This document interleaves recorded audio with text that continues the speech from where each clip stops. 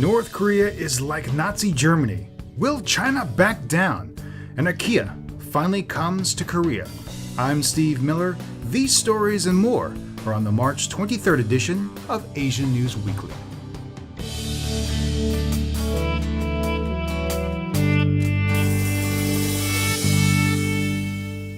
Greetings and salutations, my excellent friends. Welcome to this week's show. Now, before I get into this week's stories, I want to go over a few of the comments that were left on the podcast page. And it really goes to the heart of the matter. Now, one of the reasons I've revamped the podcast is to provide a better listening product, because I know that with these long format shows, especially the new shows, my audience on YouTube usually lets them play in the background. And that's one of the reasons why I decided to change the format to focus more on creating a great audio product. However, it does look like some people are starting to miss the video portion of the podcast, and I actually got not only a comment the previous week, but this past week asking me if my video camera is broken. And of course it isn't, because I am uploading videos every single day over on the daily vlog channel.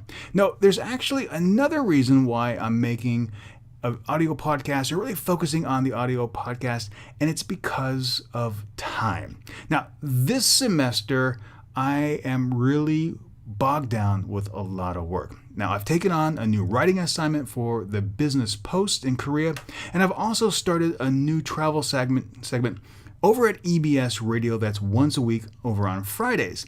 Now, those take a lot of time to prepare. It's something I really enjoy doing. It's something I would like to do more of.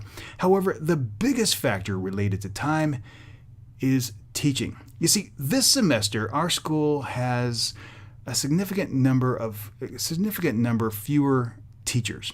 A lot fewer professors than we have had in the past. And as a result, my teaching load has actually doubled. Now, I'm not upset about that. I actually do enjoy teaching. It's one of my passions. However, because of this increased load, I'm actually spending 3 full days at campus. So I leave my apartment at 7 o'clock in the morning, and I don't get home until about 6 p.m.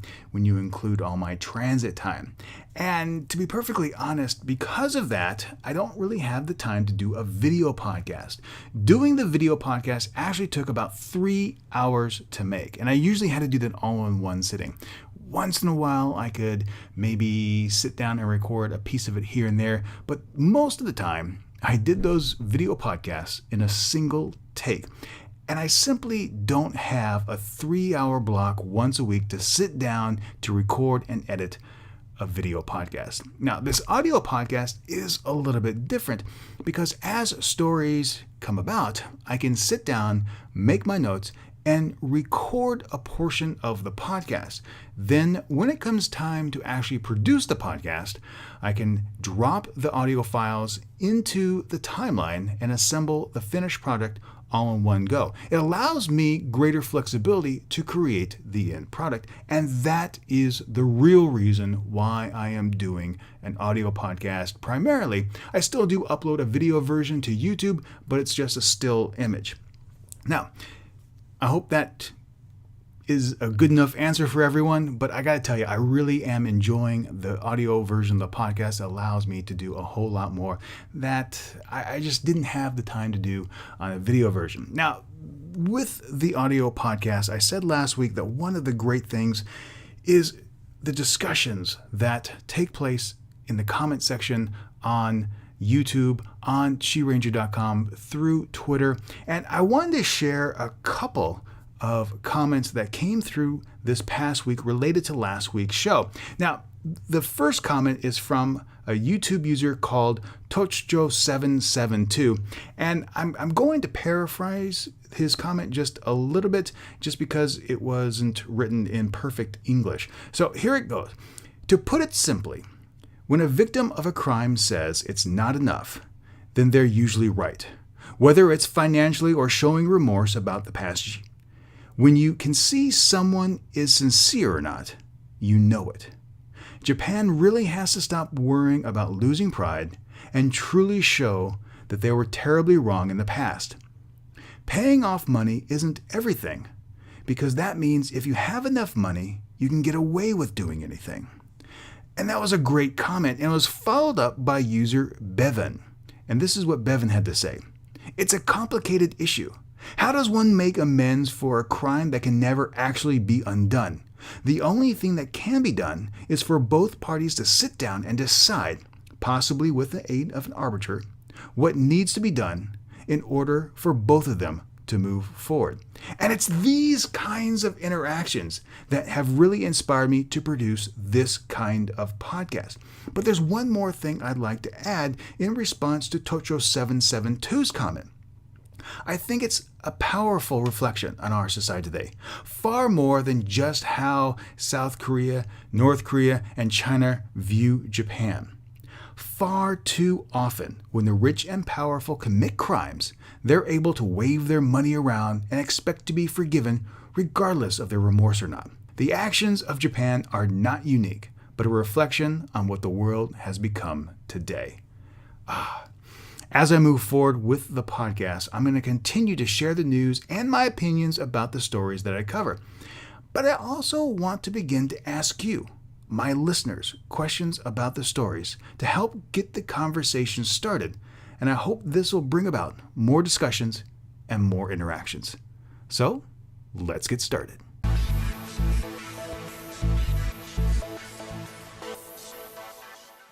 There is no reason for South Korea to refuse to hold dialogue if Japan shows a sincere attitude and creates the conditions where constructive dialogue is possible, Seoul's presidential spokesman Min Kyung-woo told reporters. Our government believes it is important to hold dialogue where productive results can be made, he said. In order to create the conditions where productive dialogue is possible, Japan should take sincere steps as early as possible on the issue of history perception and other matters of the past. Unfortunately, this is still a sign that Seoul just doesn't get it. Truthfully, I really do not believe that Seoul wants a dialogue with Japan, and this is why. You see, in Japan, Prime Minister Shinzo Abe is toting the current historical view. Why? Well, because it's politically advantageous. Just like here in Korea, bringing up the past and condemning Japan is politically acceptable and scores a ton of points domestically. Park Geun-hye has called for Japan to change its view of history and to accept Seoul's versions of events in order for a summit to take place. You know what? I just don't see Prime Minister Shinzo Abe doing that. You see, in East Asia, as we're all aware, there's a concept of saving face. And for Prime Minister Shinzo Abe and his party to agree to Park's terms, it would make them look weak. It would result in a loss of political power and probably also spell removal from office. There's just no reason for them to do that, considering that they are sitting on an over 60% approval rating. Accepting Park's terms would amount to political suicide. Just as Abe's overtures for summits were meaningless, so are Park's. Extending an offer to meet when you know that the other party will reject it is simply no offer at all. What needs to happen is for both sides to work on finding a way to allow the meeting to happen without being dependent on facts of the past. It needs to be a neutral matter. The best prospect for this happens to be the United States, but it's unclear how the Obama administration is willing to be involved. They just seem to be more inclined to get involved with other people's sandboxes. They are strongly urging both parties to meet, and some say that there might be a meeting when the governments meet in The Hague next week. But even if it does, it won't be the kind of meeting that really needs to happen. So my question to you is this. Do you feel that there will be a senior level meeting, a senior level summit between Park Geun-hye and Shinzo Abe in 2014? Let me know your thoughts. Please leave them in the comment section or tweet them to me.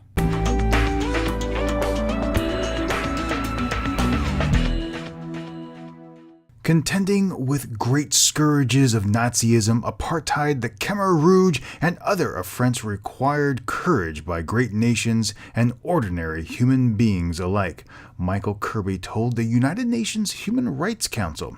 It is now your solemn duty to address the scourge of human rights violations and crimes against humanity in the Democratic People's Republic of Korea. The gravity, scale, duration, and nature of the unspeakable atrocities committed in the country reveal a totalitarian state that does not have any parallel in the contemporary world, Kirby went on to say. The country is a dark abyss where the human rights, the dignity, and the humanity of the people are controlled, denied, and ultimately annihilated. The world has ignored the evidence for too long. There is no excuse, because now we know. North Korea, which refused to cooperate in the commission, has categorically rejected the report. The country's permanent representative to the UN in Geneva, So Se-pyong, slammed the findings as shameless fabrications by the United States and other hostile forces. Kirby went on to say, if this report does not give rise to action, it is difficult to imagine what will.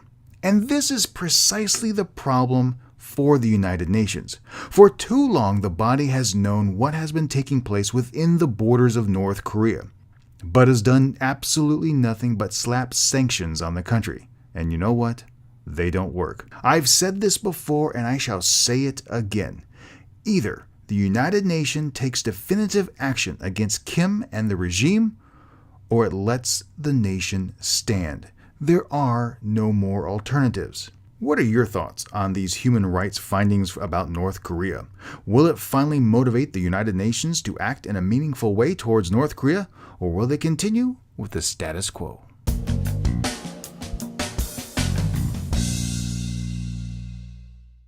Let's go ahead and shift gears and move on down to the Philippines, where the nation has agreed to allow the United States access to its military bases under a new security deal that's being negotiated between the two allies amid a mounting concern over China's increasing assertiveness in the disputed waters of the South China Sea.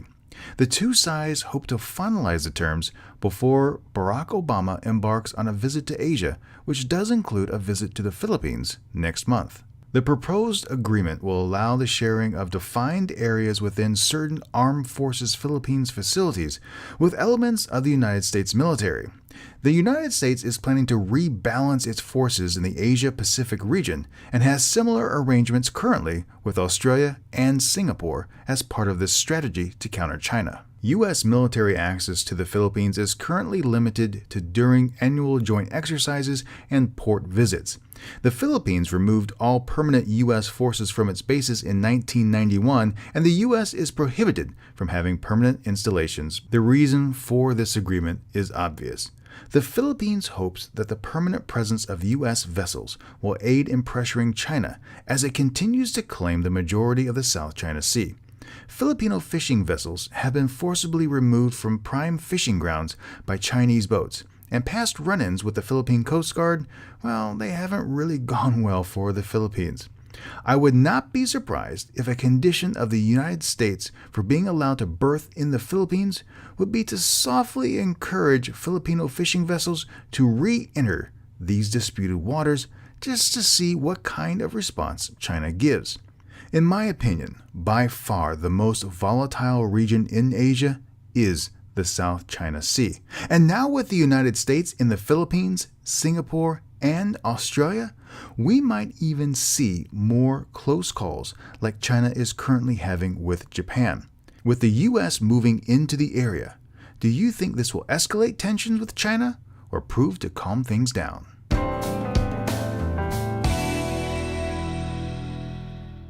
Continuing on with the Philippines, the nation has said it will require internet service providers to install filters to block access to child pornography. The move comes as the Philippines cracks down on online child pornography and has arrested at least 13 suspects earlier this year for allegedly offering online images of children being sexually abused. To block access to child pornography, Manila will finally implement a law passed in 2009, but which required years of public consultations on how to actually implement it, said Edgardo Cabarrios, Regulation Director of the National Telecommunications Commission. The law requires service providers to install filters blocking child pornography or risk heavy fines. They will have until June to install these filters. Now, the problem with this law is that filters just don't work. If you dial back the clock a few years and look at Australia, you can see the hardships and the large number of false positives that return in such queries. The truth of the matter is, with technology, there's always some way to get around it. Actively monitoring your citizens isn't the way to go about it. What are your thoughts on child pornography filters? Should governments require ISPs to have them installed in order to assist in the pursuit of offenders?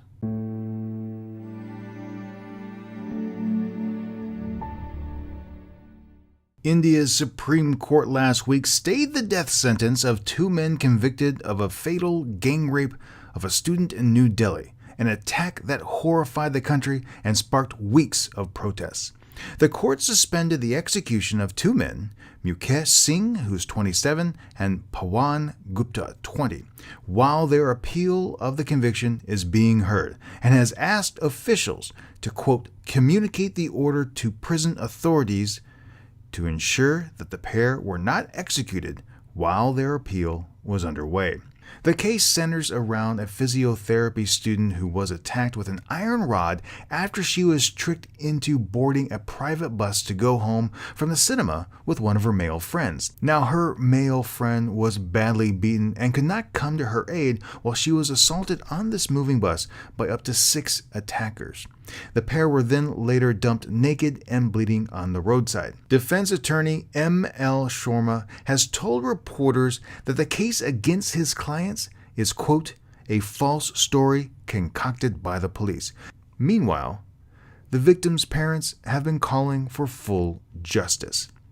Personally, I always vacillate on the death penalty. Now, I fully do believe that there are criminals in our world that can never be rehabilitated. But do they deserve life in prison for the amount of harm that they've inflicted? Honestly, I tend to say no. However, given the evidence of past cases where innocents have been executed, do we have a system where we can honestly say that we're 100% sure in every instance that the person is guilty and their crime warrants death? It's something that I'm just not so sure about. And as I get older, I wonder, do we have a system in place that can actively and fairly evaluate the facts of a case and hand down judgment, in many cases the ultimate judgment of death? I'm not so sure. What are your thoughts? Do you believe in capital punishment? Is the death penalty a valid punishment for crimes? I have to say that in some instances, I just can't stomach the notion of a criminal who's committed a heinous act being sentenced to life in prison, when the impact on their victim was either death or has scarred them for life. Please share your thoughts in the comment section or tweet them to me.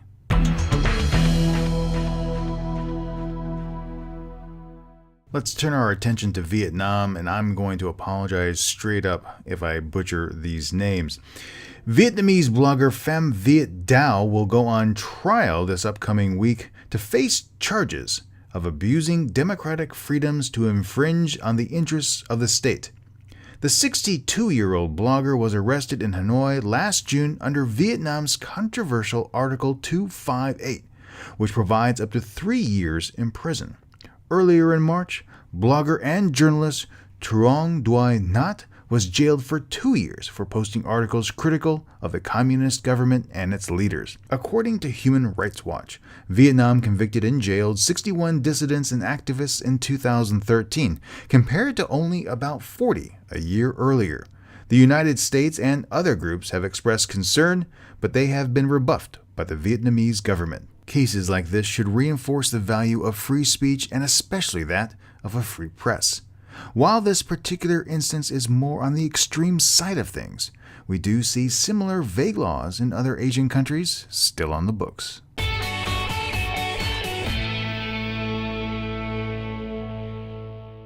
This week's podcast has been a bit of a downer, but I do have some good news, especially if you're living in South Korea. Now, it has been on the books for a long time, but yes, this coming November, Ikea will open its first store in Gwangyang. Now, it's located just south of Seoul. There is a KTX station there, and this facility is scheduled to be about 10 times the size of a football field, sell more than 10,000 items that do include household goods and food. Now, a second store is being planned to open in Goyang, but they don't have a date settled yet. Ulf Smedberg, country marketing manager for IKEA, said, "We are sticking with our global strategy that the price of products should be affordable to everyone." Now, I'm not quite sure what that means. What exactly is affordable? Will it be what we're used to seeing in the United States and Canada, or will it be on par with traditional Korean prices that we see at other big box realtors? Here in South Korea, many importers do tend to mark up prices, relying on brand image and customer loyalty. Global fashion giants such as Zara, Gap, and others have been criticized for charging far more in Korea than elsewhere in the world. The North Face is Korea's most popular sporting brand and boasts prices 2 to 3 times, in some cases even more than that, than what customers would typically pay in the United States. Now, myself and other expats are really looking forward to having this store and the products that are there. It's just something that we've grown accustomed to back home, and we really do want this to succeed. Now, because IKEA has already entered Japan, I thought it would be nice to kind of get a heads up on what we could expect here in Korea by asking friend of the show, Kevin O'Shea. So, Kevin, you've been to IKEA in Canada, in Japan, and I have to ask, where did you first visit IKEA? Well, I think actually the first full-on IKEA, now I'd been to a few places that sold some IKEA goods, but the first actual full big box IKEA store I ever visited would have been in Ottawa, Canada. Okay. So capital city, yeah. Capital city. Like myself, the first IKEA I ever went to was in Phoenix, Arizona. And then at some point later, you visited one in Japan, correct? That's right. Actually, I believe it was maybe the second IKEA to open. It was the first one in the Kansai region of Japan. And the Kansai region, of course, is like Osaka, Kobe, Kyoto, that area. And it's actually about 1 kilometer. It's about 1 kilometer from where I live right now. And I moved to Japan in 2008, and it had just opened about a month before I arrived. Okay, so based on your experiences, would you say that the stores are largely similar, or are there any unique differences with the Japanese franchise? Well, I think there are definitely some similarities and some differences. Similarities, the same products are sold. The same products you could buy at an IKEA in America or Canada, they're selling the same items. But where the difference is you know when you visit an IKEA, they have the kind of the mock rooms, the mock apartments, the mock houses, right, the mock dining room. They're custom. The displays that are set up here in Japan are specifically for Japanese needs. Most Japanese people live in apartments, and they live in specific types of apartments. And the way they set up those display rooms are for a typical Japanese living situation. Okay, so basically the room displays are basically what they have the products intended for in Japan. Yeah, like what can you do with IKEA products in a 2DK apartment? So an apartment, for example, that's a Japanese size, where you have 2 rooms, a dining room / kitchen, and a living room. Okay. And also another thing, the IKEA cafeteria, the restaurant. Mm-hmm. There's a difference there. There's definitely this food you're going to get anywhere at IKEA. You're going to get your meatballs with your potatoes. That's what I wanted to know. I wanted to make sure that they had the meatballs. They have the meatballs, and they taste the same as they would anywhere else. And you can buy the frozen meatballs in the IKEA shop on the first floor, the food shop. But so they do have that kind of standard IKEA food that you're going to find anywhere. But they also have more of that kind of Japanese food. You can buy curry and rice, kare rice, they call it in Japan, which is kind of a Japanized curry with meat and rice, and they rotate the menu, so there are kind of like Japanese type foods on the menu. Oh, cool. Well, thank you very much, Kevin. All right.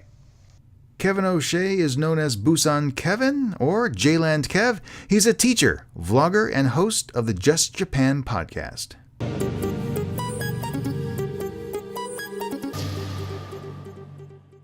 It's being described as one of the most intriguing aviation mysteries of the modern era. Of course, I'm talking about the disappearance of Malaysian Flight 370 out of Kuala Lumpur, bound for Beijing.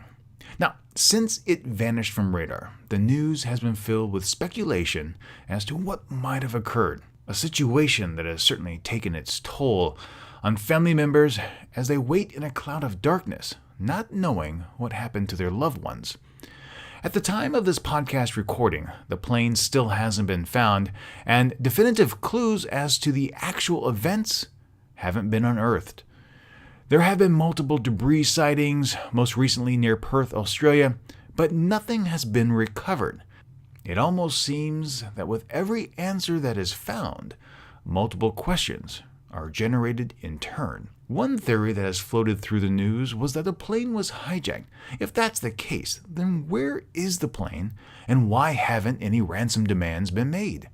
As someone who grew up during a period when, well, there were some frequent hijackings, it's this last factor that I find most puzzling. Did someone manage to take control of the aircraft and land it on a pirate airstrip? Was there an attempt to take the plane, but the passengers rose up to fend off the attackers? Or could there be a more sinister plan behind the plane's disappearance? We've all seen what could be achieved when an aircraft like this is used as a weapon. If the plane was taken with that in mind, could we one day see the plane resurface with a payload, nuclear or otherwise? That actually is my greatest fear. In any case, my heart and thoughts continue to reach out to those affected by this, and I hope that each day brings families a step closer to finding the fate of their loved ones.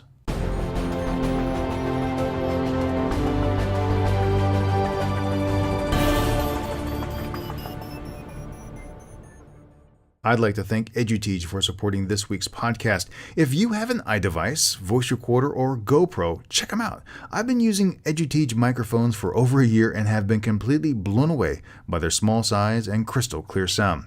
In fact, all of my walk and talk and most of my travel videos use them.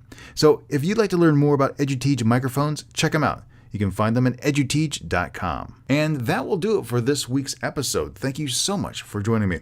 Now, for more information on any of the stories I mentioned, please check out the show notes at chiranger.com. And while you're there, leave your thoughts. I'd love to hear from you.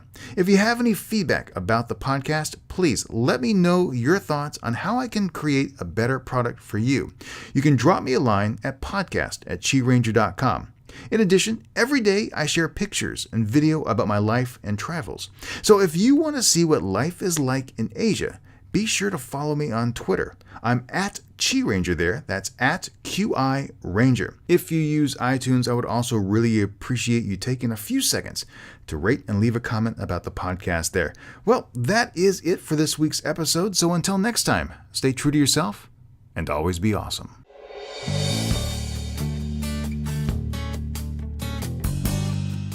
Asia News Weekly is written and produced by Steve Miller and licensed under a Creative Commons Attribution Non-Commercial No Derivatives 4.0 International License.